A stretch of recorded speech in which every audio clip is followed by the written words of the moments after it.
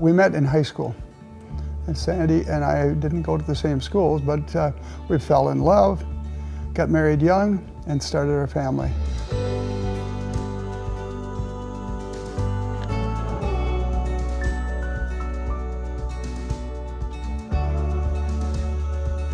St. Joseph's Home came into our lives at a very early age. I had an aunt and uncle who took foster children in.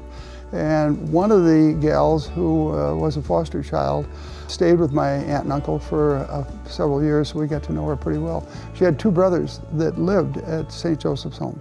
And so ever since then, we've had a real desire to help those children because they're the future. The future is always in the young people, the youth. I remember going to a picnic one time outside where they had it, and it was a young man there, and he said, if it wasn't for St. Joe's, he said, I was living in a car, you know. When you go there, your heart kind of melts, you know, and you just want to do whatever you can for these kids.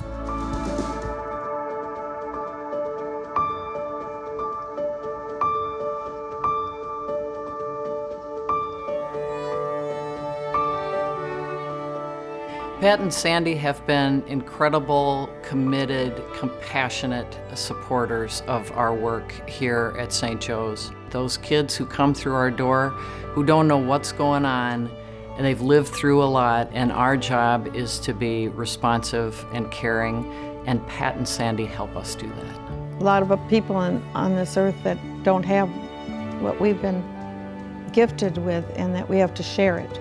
If we didn't have supportive people like Pat and Sandy, our staff would never get trained. We wouldn't be able to provide a great service to the kids who are in most in need. You know, we're working with kids who are coming from tough situations, and working here is probably, the kids will say this is probably the safest place that they've ever been. They feel safe, they feel taken care of. There's always a stigma that these kids need to be fixed. They do have issues, but they just need structure and caring and, you know, just some hope.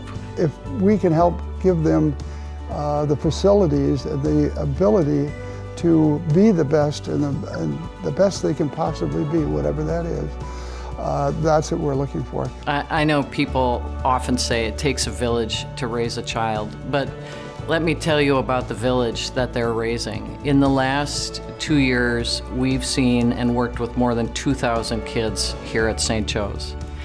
And Pat and Sandy have been an integral part of that village of 2,000 kids. It's hard to imagine our work without Pat and Sandy's influence.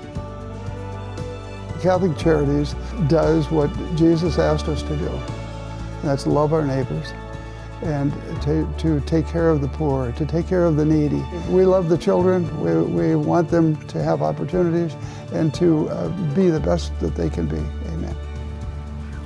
Okay, got the sunshine. It's a beautiful day out today.